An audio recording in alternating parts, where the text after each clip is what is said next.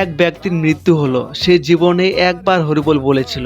মৃত্যুর পরে যখন যমরাজের কাছে গেল, তখন যমরাজ বলে, ভাই তুমি জীবনে অনেক পাপ করেছ।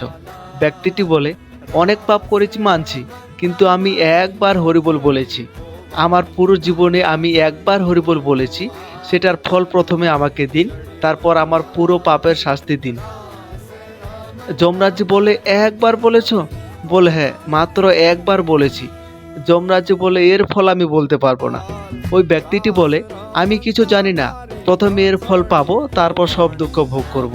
যমরাজ তাকে নিয়ে মহাদেবের কাছে গেলেন। মহাদেবের কাছে গিয়ে বলেন, মহারাজ এই জীবনে একবার হরিবোল বলেছে, তাকে কি ফল দেব? মহাদেব বলে, ভাই 1,00,000 2,00,000 বলতে তার ফল পেতে, 1-2 কোটি বার বলতে তার ফল বলতে পারতাম। জীবনভর বলতে, সারাদিন বলতে, একবার এর ফল আমি বলতে পারবো না। ওই ব্যক্তি বলছে, না, আমাকে একবারের ফল দিন, আমি ভগবানের কাছে বিচার চাইবো।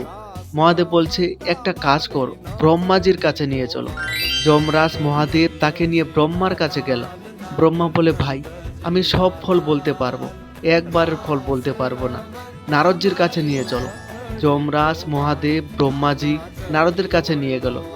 বলছে, আপনি 24 ঘন্টা নাম জপ করছেন, একবারের ফল কি? নারদজি বলে, ভাই 24 ঘন্টা গাইছি, একবারের ফল জানতাম তো পুরো দিন কেন গাইছি? আমি সারাদিন গাইতে থাকি, একবারের ফল আমি জানি না। নারদজি বলছে, একে ভগবানের কাছে নিয়ে চলো, পরমাত্মাই বলবে। মহাদেব যমরাজ ব্রহ্মা নারদজি তাকে নিয়ে জয়শ্রী ভগবানের কাছে নিয়ে গেলেন।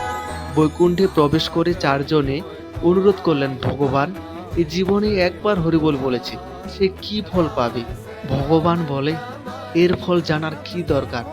স্বয়ং ব্রহ্মা মহাদেব নারদ যমরাজ যাকে নিয়ে বৈকুণ্ঠে এসেছে, তাহলে বুঝো, এটাই একবার হরিনামের ফল।